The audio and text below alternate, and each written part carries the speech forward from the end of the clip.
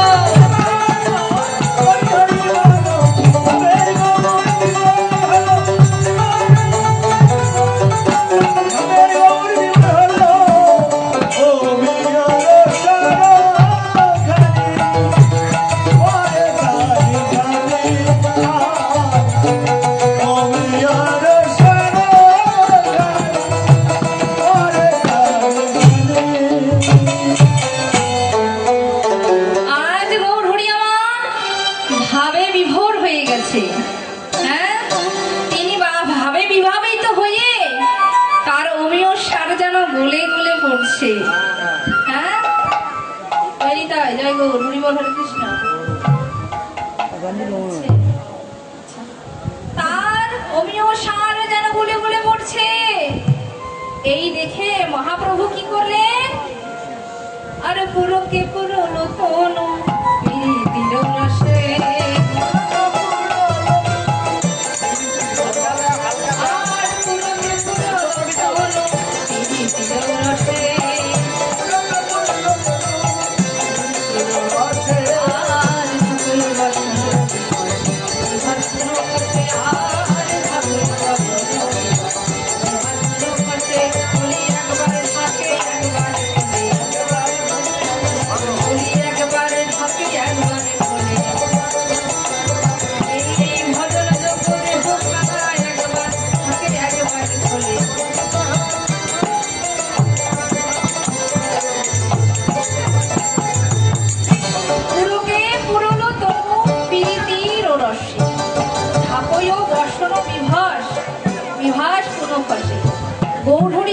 ভজন যোগ্য দেহখানা আছে, তিনি একবার ঢাকছে একবার খুলছে। তাই পদকথা কি করলেন, যতদিন এই জগতের পুরুষ বলি সদ্গুরুর চরণে আশ্রিত হবে না, আর নিজেকে নারী দেহ বানাবে না, ততদিন আমার গৌরের ভজন সাধন হবে না। তাই আজ গৌরী আমার তার দেহখানা ভজন যোগ্য করে নদিয়াবাসীর দাঁড়ে দাঁড়ে গিয়ে ভক্তবদন দর্শন করে কেঁদে কেঁদে বলছে, ভক্ত হে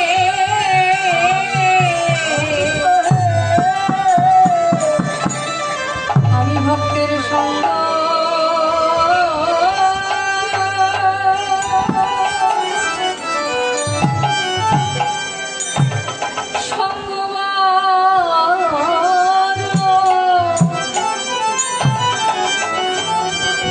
বড় ভালোবাসি,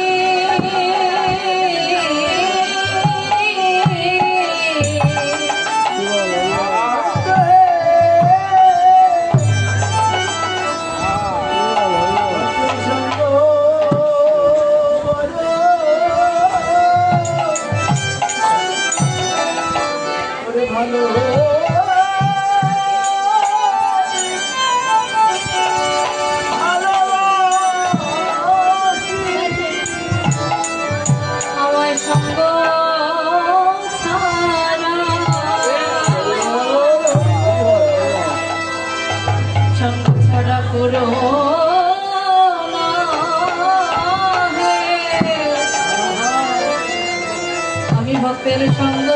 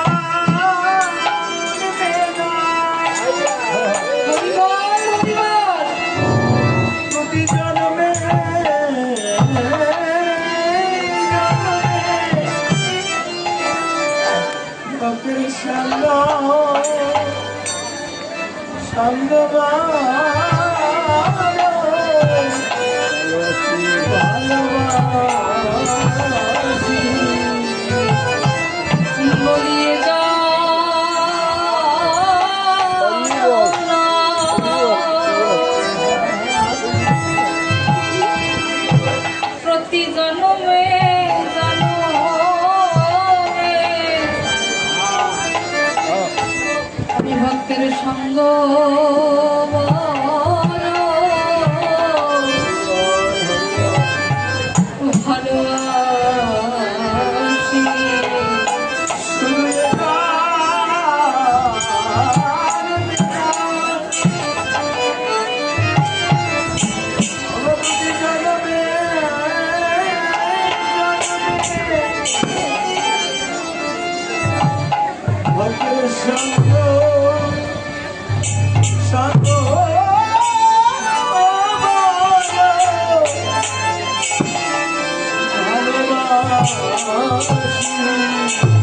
আমার সঙ্গ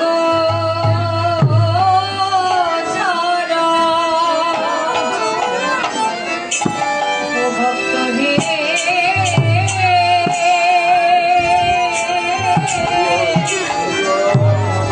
আমার কোনো হে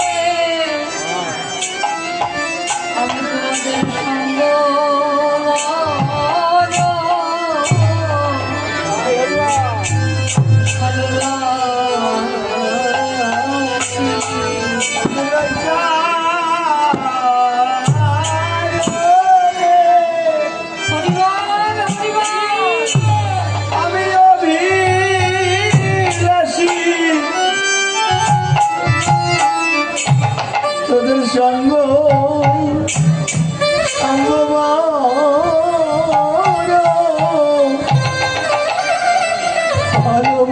ভালোবাসি বলিয়ে যা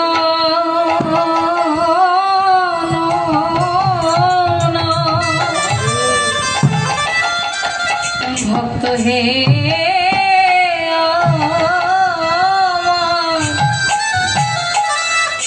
বলি জন্মে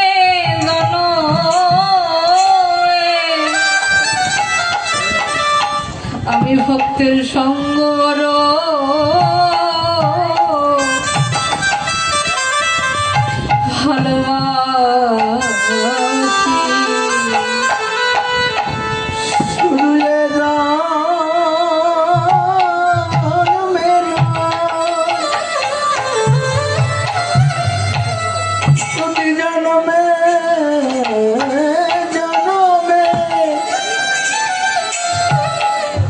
ভক্তের সঙ্গ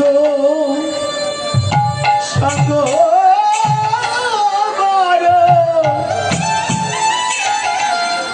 ভালোবাসি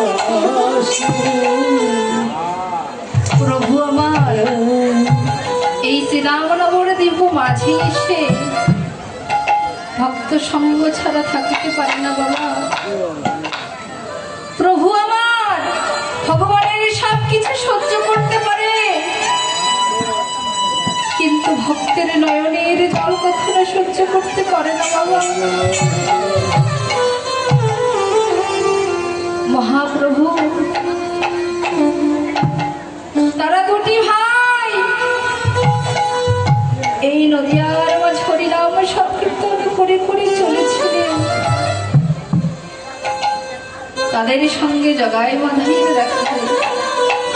মাধা বলছে, ওরে নিতাই, এই নাম বন্ধকার, এই নাম যে আমি শুনতে পাই না রে নিতাই, এই নাম যে আমি শুনতে পাই না।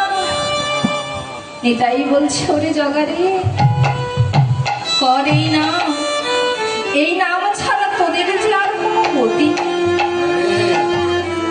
যেই না বলেছে জগাই আমার কলসির কানা ভেঙে আমার নিতাইয়ের মাথায় মেরেছে। নিতাই বলছে, ওরে জগা মেরেছিস কলসির কানা, তাই বলে কি প্রেমে দিব না? তোরে একবার মদন করে এই নাম করে এই নাম মেনেছে তোদের আর গতি নাই। এই পৃথিবীর মাঝে বাবা বিষয় বাসনা নিয়ে তো রয়েই গেলাম, কিন্তু ভক্ত সঙ্গ করিবার মতো সময় আমাদের হলো না, ভক্ত সঙ্গ করিবার মতো সুযোগ আমাদের হলো না। যখন ছোট ছিলাম, মাতৃ গর্ভে ছিলাম, তখন প্রভুকে বলছি, প্রভু গো আমি ওই জম্বুদ্বীপে যেতে চাই না, আমি ওই মায়ার জগতে যেতে চাই না। তবু আমাদের ভগবান পাঠিয়েছে এই জম্বুদ্বীপে। জম্বুদ্বীপে এসে মায়ের কোলায় হাসিতে খেলিতে চলে গেল। যখন আমাদের যৌবন এসে গেল বাবা, বিবাহ করলাম, হাতে দড়ি পায়ে বেরি, কোথাও যদি যেতে চায় সন্তান পিছন থেকে বলে, বাবা বাবা গো আমাকেও নিয়ে যাও। ওই মায়ার বাঁধনের দিকে লক্ষ্য করে হলো না আমার ভজন, হলো না আমার সাধন। যখন আমরা বৃদ্ধ হয়ে গেলাম বাবা, তখন কেউ পাশে বসে না, কেউ এসে বলে না যে বাবা তুমি কি খেয়েছো। তখন আমরা কি করি? তুলসীর তলায় গিয়ে বসে প্রভুকে ডেকে ডেকে বলি, প্রভু হে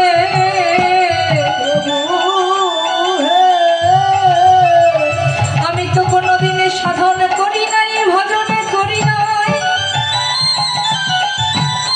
কি বলে ডাকিতে হয় তাও জানি না। তবে প্রভু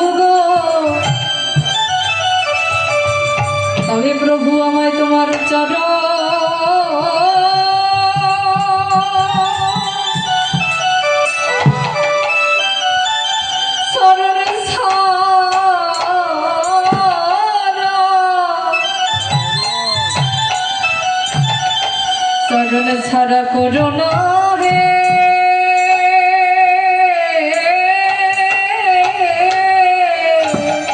প্রভু হে প্রভু তোমার চরণ ছাড়া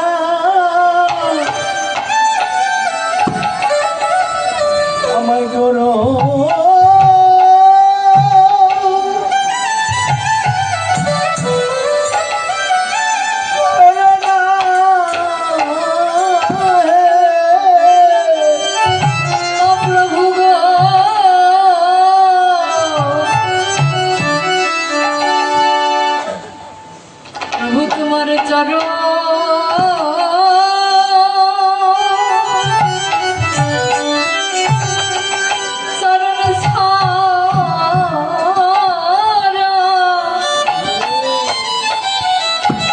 চরণ ছাড়া করুণা হে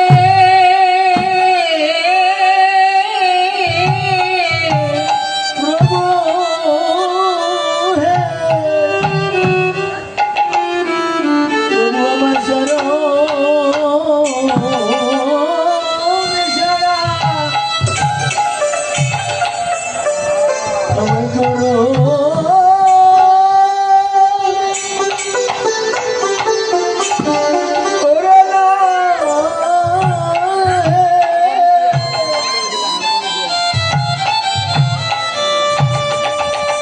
যত সুখে রাখো কি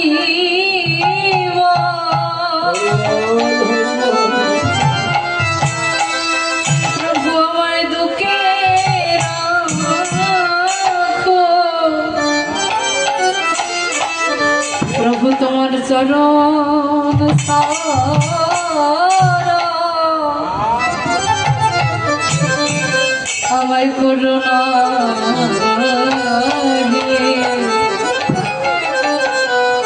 তুমি সুখে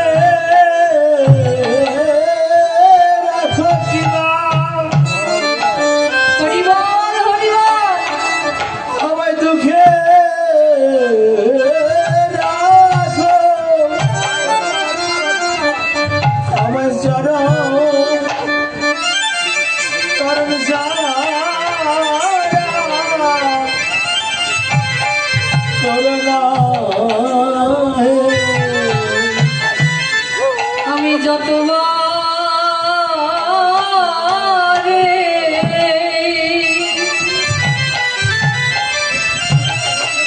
ধরা ধামে আসছি না কেন হরিবল হরিবল হরিবল হরিবল প্রভু তোমার চরণ ছাড়া আমায় করুণা হে তুমি আমায় যে কুলে জানো আমায় দাও না জানো তোমার ওই চরণ ছাড়া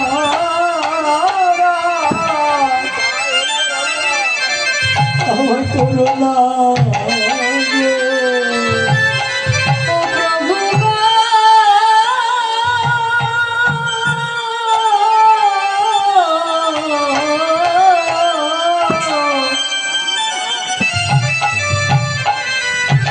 আমায় যে তুলে জানো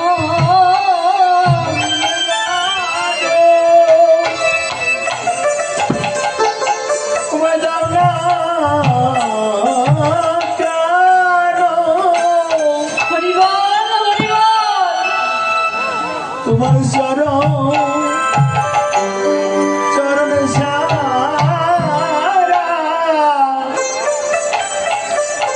আমায় করুণা আমায় যে তুলে জানো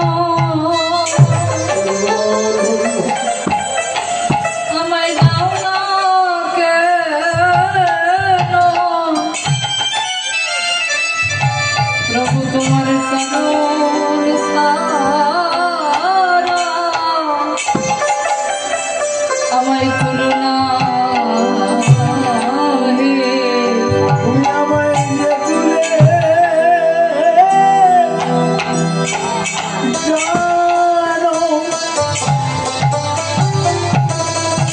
দাও না জানো চরণ ছায়া করুণা গো বন্দে জানো দাও না কেন চরণ সারা করুণা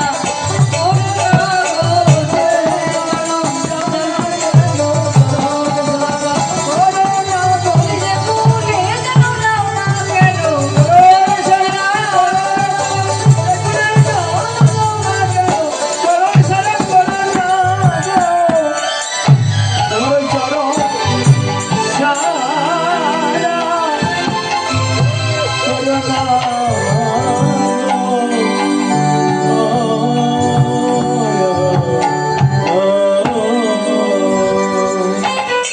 মাগো আমাদের এই নারী জাতিটা আমাদের নারী জনম অত্যন্ত দুঃখের জনম।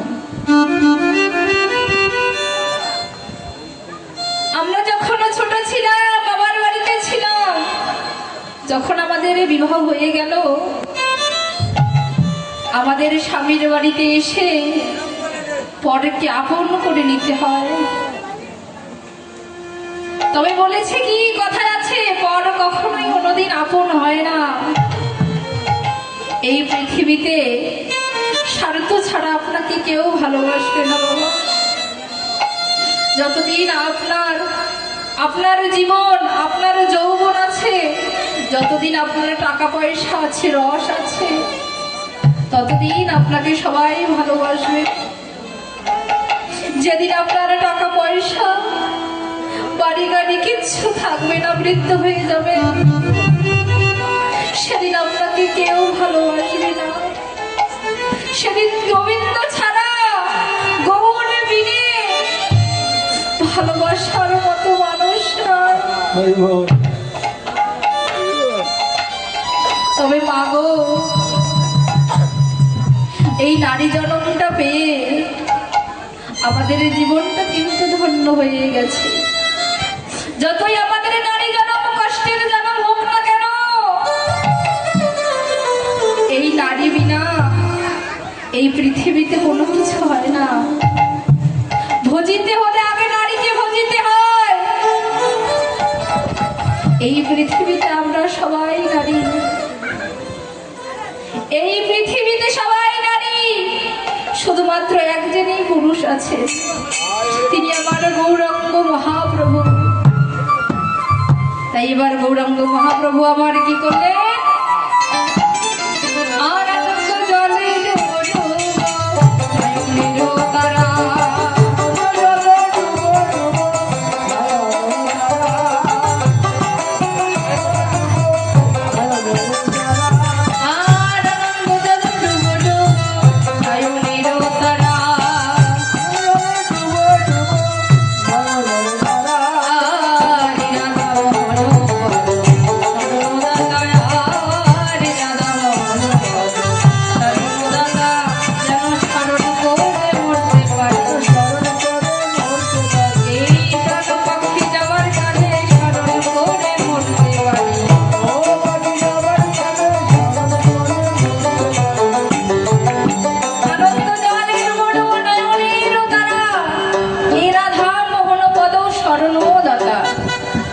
যেদিন আমাদের দেহ থেকে প্রাণ পাখি চলে যাবে, সেদিন কিন্তু তার নামেই স্মরণ করতে হবে।